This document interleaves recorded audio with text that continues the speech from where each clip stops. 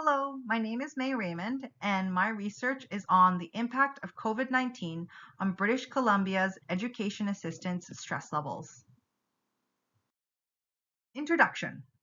The COVID-19 pandemic has greatly impacted various aspects of education, including the special education sector all around the world. Education assistants, also known as EAs in British Columbia, experienced challenges during this time, some that were present before the pandemic, while others were specific to the lockdown. My study examines how COVID-19 has affected the stress levels of EAs in British Columbia. Understanding these impacts is crucial for supporting EAs' well-being and professional effectiveness in the school setting. Here are the questions that guided my research. Number 1, what are the EA's perspectives on their roles and responsibilities during the height of COVID-19? Number 2, were there any differences between the pre-COVID, during COVID, and post-COVID roles and responsibilities? Number 3, how prepared do EAs believe they were for the changes made to class structures and student support during the height of COVID-19? Number 4, did stress levels concerning work increase, decrease, or stay the same during the height of COVID-19? Number 5, did stress levels concerning work increase, decrease, or stay the same since students have returned to school? Number 6, what were the concerns EAs had during the height of the COVID-19 pandemic in regards to their work? And finally, number 7, given EAs' work experiences pre, during, and post-COVID, what changes to the EAs' roles and responsibilities are necessary? Research background. The graph on the right represents all of the students with designations in British Columbia in 2020. As you can see, the total number of students who have designations is increasing since 2011. In British Columbia, EAs have become the primary support resource for students with disabilities in school settings. However, the definition of the EA position does not specify qualifications or the type of students the EA is there to support. This highlights the fluidity of the EA's roles and the need for flexibility. On to literature review. My literature review is broken into 4 parts, starting with roles and responsibilities. Previous research indicates that standardization and consistency in the EA role is lacking. An important takeaway was that the types of support administered by EAs include academic, personal care, social skills development, emotional behavior support, physiotherapy, life skills, organizational, and clerical. As you can see, there is a wide range of tasks that are considered a part of the EA role. In terms of preparedness and training, previous research suggests that EA preparedness and training are not consistent. From one of the research that spoke on EA perception by Darrenfield in 2016, EAs felt that they were experiencing an increase in responsibility and accountability, but received little support from administration. For stress, previous research on EA's stress and burnout is lacking all around the world. One research by Naylor and White in 2010 found that inclusion issues was cited as the most common stressor for both teachers and special education teachers. As well, findings from previous smaller scale research reported that feelings of being undervalued, low wages, and lack of preparation time were some reasons behind EA stress. A 4th part of my literature review was specifically on the COVID-19 pandemic. The Canadian Teachers Federation found in 2022 that all over Canada, teacher stress levels increased during the pandemic. This was attributed to teachers being required to stay in schools for as long as possible with vague governmental rules and regulation. In British Columbia, a research conducted by Gacoin and Watt in 2021 found that 51% of teachers strongly stated that they received inadequate information about COVID-19 exposures and the number of cases in the school and the district. As well, 53.5% of teachers cited that their mental health declined somewhat during the pandemic. All across Canada, the recurring source of teacher stress and anxiety during the pandemic was the perceived lack of support from administrators and the government. So why research EAs during the COVID era? Well, Larger scaled research such as DISS, deployment and impact of support staff, and EDTA, effective deployment of teaching assistants, have highlighted the importance of having EAs as support for students with disabilities. Smaller scaled research has acknowledged that the EA role is multifaceted, ranging from academic support to behavior management and mental health support. However, globally, research on EA perception and opinion is scarce. Therefore, examining EA's roles and responsibilities during COVID offers an opportunity to compare the challenges that arose due to COVID with those that were prevalent before and after the pandemic. Methodology. For data collection, I conducted semi-structured interviews to gather qualitative data. Participants included 2 elementary and 4 secondary school level EAs at both public and private schools. For data analysis, I found reoccurring themes from the interviews and put them into 3 categories: roles, recognition, and stress levels. Results. Starting with role. Pre-COVID, participants noted that their role before COVID was to support students in the classroom setting, and it mostly pertained to academic help. Preparation time was given, but overtime was discouraged as EAs are paid hourly in British Columbia. Professional development was lacking, but some organizations such as PETA and POPARD had some useful information. During COVID, there was a shift to online learning during the height of the pandemic. This impacted the EA role drastically, with tasks such as assisting teachers, troubleshooting technology, supervision, and mental health check-ins being put into place. Troubleshooting technology was unprecedented and unexpected, but a necessity for online learning. Mental health check-ins were also to ensure that students were coming online for classes, which was difficult for neurodivergent students. Secondary school EAs were also asked to do supervisions. Supervisions at lunch during COVID was difficult for EAs as they were asked to be an authoritative figure, which was something they were not before. Preparation time was not specifically given, but EAs found more than enough time throughout the day as teachers tended to shorten their online classes. Professional development had even less useful content than pre-COVID levels, as it was mostly on mindfulness and burnout, which was catered for everybody. And post-COVID, the EA role, preparation time, and professional development reverted back to what it was before the pandemic, and it mostly pertained to academic support. Recognition from administration.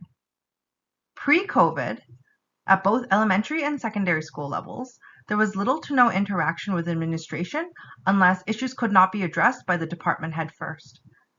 During COVID, there was a difference between elementary and secondary school levels. At elementary, the only time they were called talking to administration was when administration asked EAs to come back to the schools for in-person support, and when they were asked to volunteer at different schools, since some of the staff members were worried about going back to in-person. The EA reported that to her knowledge, no teacher was asked to move. At secondary school level, it started with no communication and being left to their own devices. However, participants reported that they felt that their roles were being questioned as administrators started mandating a timesheet of daily duties that the EAs performed. On top of the timesheets, the EAs were informed by administration that they do not have sufficient funding to continue employing all of the EAs. Due to job insecurity, EA anxiety levels went up. As COVID continued, participants noticed a positive shift in recognition from administration due to positive parent feedback, although job security never recovered. EAs felt that they were at the bottom of the hierarchical structure at schools. Post-COVID, participants noted that there was not a lot of difference in interaction levels at the elementary school level. However, at the secondary school level, the lack of timetables also meant a decrease in communication with higher level administration, which includes less praise and recognition of the work the EAs put in. Although there was less interaction with administration, there was an increase in job security. Recognition from parents. Pre-COVID, participants mentioned that they rarely interacted with parents as EAs were prohibited from talking to parents directly unless a teacher or administration was involved. This was to protect the EA and avoid misinformation. During COVID, there was an increase in interactions with parents, which created a positive relationship between EAs and parents. Parents noted the difficulties working with their child, especially on an online platform, and so parents were incredibly grateful towards the EAs. Some anxious high school parents did tend to over communicate with them even after hours, but this was circumvented by the department head telling EAs to log off and stop checking emails after 3 p.m. Post-COVID, there was a slow decrease of appreciation emails as EA interaction with parents stopped. This was also due to the fact that EAs were once again no longer permitted to talk directly to parents regarding academic progress or behavioral support without teacher or administration present. Recognition from teachers. Pre-COVID, communication between teachers and EAs depended on the relationship between the teacher and the EA. Most participants said they had good relationships with the teachers they worked with. However, participants also noted the lack of time to communicate with teachers. During COVID, due to the pandemic creating uncharted territories for delivering academic lessons, teachers at both elementary and secondary school level were much more collaborative with EAs than pre-COVID. They talked about student support, brainstorming ideas on lessons and assignments, and troubleshooting difficulties they experienced in class, such as class participation and technology issues. More time was also given to collaborate as teachers shortened their classes. All in all, a positive relationship between teachers and EAs started, leading to a teacher-assistant role on top of student support. Post-COVID, participants noted that communication levels stayed the same as during COVID levels. However, this slowly started decreasing as routine went back to normal. Time constraints once again became the primary reason EA teacher communication levels went back to pre-COVID levels. And finally, my results on stress levels. Pre-COVID, participants noted that although they felt stressed, they felt that it was manageable. None of the participants had an urge to quit before the pandemic. During COVID, there was an increase in stress that was apparent by all participants. At the elementary school level, the reason for the increase in stress level was mainly supporting student home life and online schooling, such as keeping the students engaged during online sessions, trying to create a routine for them at home, and navigating the lack of information and transparency from parents.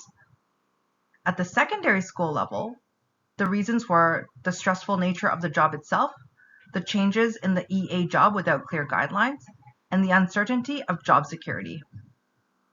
There were mixed opinions on the urge to quit during the pandemic. However, 3 out of 4 secondary school participants wanted to quit. Post-COVID, once again, EAs understood what their role was once classes were back in person. All participants noted that their stress levels decreased to what it was pre-COVID. On this slide, I have included messages to the public from the EAs themselves. I thought this would give EAs a chance to express themselves using their own voices. One of the quotes I really thought was important to talk about was from Nancy at the secondary school level. And I quote, "I don't think a lot of people realize how much work we actually put in there. We always stay in the shadow of the teacher's teachings and the teacher's doing this, but a lot of times they don't realize that we're being present." Discussion. Fluctuations in their role. It was apparent that there was a big shift in the EA role during the pandemic. One possible reason why EAs were assigned tasks outside their normal job mandates is because the EAs were being used to address the gaps that arose due to the shift to online learning. This can be explained by Maslow's hammer. Maslow's hammer dictates that being over-reliant on one tool impedes the necessity to find new tools. In the school setting, EAs have become the one tool that is used to address that unprecedented issues that arise. However, by being over-reliant on the EAs, schools have not had to think of other solutions to these new issues that have arisen. In terms of preparedness and training, specific professional development would have been beneficial for EAs to ensure a better standard that could be followed by EAs even during emergencies. These could include how to support students on online platforms, how to conduct mental health check-ins, etc. This also ties into whether EAs were the best candidates for conducting mental health check-ins when there was no specific training for these check-ins.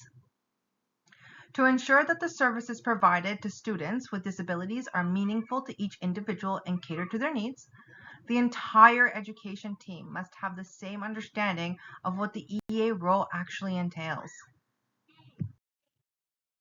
And finally, I wanted to note on stress and recognition. Stress levels significantly increased during COVID. However, the increase was attributed to increase in expectations, lack of job security, and lack of clarity pertaining their roles, and not the COVID-19 pandemic itself. Some positives that came about included gratitude from parents and teachers. As Ethics of Care by Nodding suggests, caring relationships are ethically basic to humans and that it stems from being cared for. EAs are the caretakers of students with disabilities, and currently, the EAs did not feel as if they were being cared for. By listening to EAs' concerns and changing their roles for the better, it is investing in a better education system where EAs are not an afterthought, but an equal priority on the administration's list. Creating consistency in the EA role, showing them respect, and giving them more opportunities for professional development and training are necessary to support EAs to execute their roles. Limitations to my study. Number one, some of the participants that were included in this study were known to the researcher, myself, prior to the interview, so social desirability biases may have arisen. Number two, the number of participants that were included in the current study. Although the interview recruitment included the uses of COUP, Canadian Union of Public Employees, and EABCS, Education Assistance of British Columbia Society, very few EAs were interested in participating in the research. There were some participants that noted that backlash from their workplace was a reason they did not want to participate. Recommendations. Number one, regardless of the COVID-19 pandemic, a provincial overhaul of the EA's role is necessary. Specifically, the province of BC requires A, a standardized definition of what an EA role is, B, standardized qualifications and certification for EAs, and C, require all schools to provide a clear and specific job description outlining the duties the EA is to perform. Number two, creating a standard for EAs means EA licensing could be regulated by a representative body, such as the Teacher Regulation Branch. Number three, improve communication and collaboration between EAs and teachers. This has been acknowledged by both groups. Number four, recognize the work that EAs conduct. By recognizing their role in the education system, it is acknowledgement that educational support is an essential part of the school systems. Directions for future research. To conduct continuous research, a higher number of EAs should be interviewed from multiple different districts and geographical locations. The topics and issues that arose during the current research that could not be answered within the confines of the current research should be examined further. Specifically, further research on the following topics is necessary: training for EAs, communication between EAs and other school personnel, and parent EA communication. Research surrounding the type of education and trainings EAs receive and student academic success must be analyzed. And conducting similar research on EAs in other provinces is necessary to understand the full scope of the EA role in Canada. In conclusion, the current study yielded results that were a reflection of previous studies that were conducted on EAs. During the pandemic, EAs felt that their role had changed due to an increase in new duties that were not originally a part of their job description, which led to an increase in stress levels that were not directly related to the pandemic. The primary reason included the lack of guidance, support, and recognition from administration. And finally, participants noted that the biggest change they want to see regarding their job is more recognition from administration and the public regarding the value of the services they provide. And that concludes my research on EA stress levels during the pandemic in British Columbia, Canada. Thank you.